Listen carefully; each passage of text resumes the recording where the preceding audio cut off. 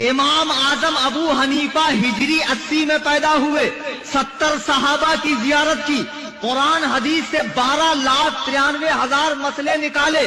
आज जो ये वजू के, गुस्ल के, नमाज के, हज के, जियारत के, निकाह के, तलाक के, तिजारत के जो मसाइल मौलवी बताते हैं ना, ये घर से नहीं बताते हैं। ये जो फतावा रज़विया है ना, ये फतावा रज़विया शरीफ भी इमाम आजम के फिक्र के मुताबिक लिखी गई है।